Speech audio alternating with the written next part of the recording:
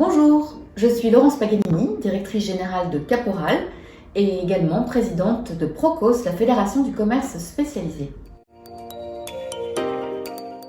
Si l'on veut obtenir quelque chose que l'on n'a jamais eu, il faut tenter quelque chose que l'on n'a jamais fait. Je suis très fière d'être la marraine des Entrep 2022 parce qu'en fait, à mes yeux, c'est une très belle aventure qui unit des générations qui osent.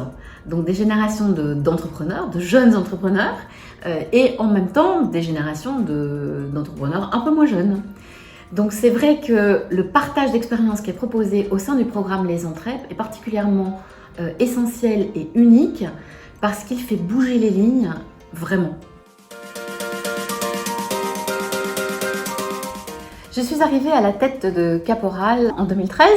Mon objectif a été de transformer cette très belle histoire familiale créée sur les territoires marseillais en une ETI, entreprise de taille intermédiaire, performante, en structurant, en modernisant, en développant ses valeurs. C'est des valeurs qui étaient déjà pionnières, mais aussi en accentuant le côté responsable.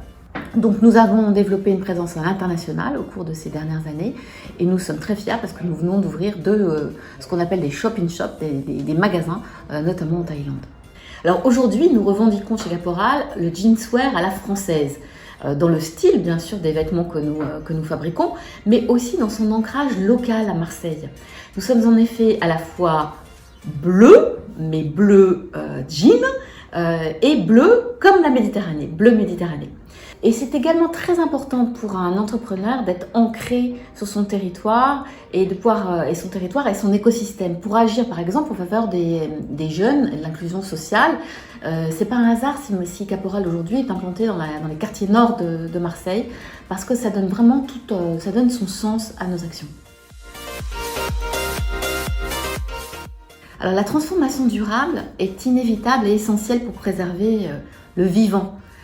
C'est un pari sur l'avenir parce qu'il y a une urgence pour contrer l'irréversibilité du changement climatique.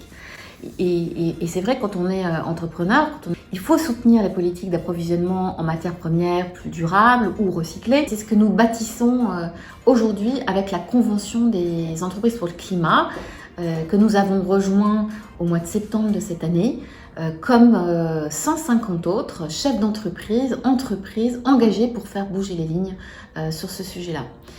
En France, nous ne sommes pas un pays de production textile, mais nous sommes un pays plutôt de conception textile. Et l'enjeu primordial, et à court terme, il est donc d'engager l'ensemble de notre écosystème, non seulement local, mais cette fois aussi international, dans la dynamique tout en réfléchissant à la durabilité et à la réparabilité aussi, qui sont des concepts, des produits, qui nous permettra notamment, parce que les produits durent plus longtemps, de réduire notre empreinte carbone.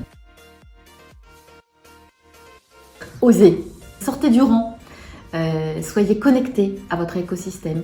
C'est la déclinaison de votre engagement, mais aussi de vos valeurs intrinsèques qui vous font vivre aujourd'hui, qui vous ouvriront toutes les portes de l'innovation et de la création.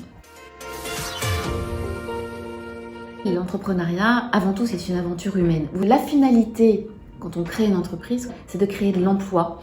Et ça, c'est l'emploi qui fait vivre aussi son territoire, de l'emploi, des solutions innovantes. Et ce sont vraiment des sources de satisfaction qui ne se tarissent jamais et de fierté immense.